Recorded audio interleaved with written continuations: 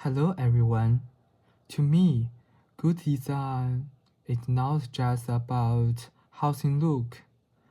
It's about how they work for people.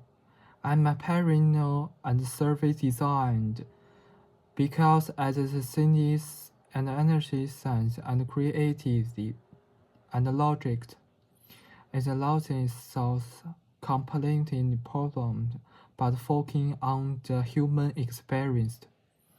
What is exciting for me and the inabilities and empathy is about healing system and order medically rather than just adding simple problems. Preventing in the service design program at JSA is a perfect place for me. I want to learn how to transform and work challenges and smooth, meaningful service experience. I'm bringing to a dedication to your school and a group as a designer who making a difference. Thank you.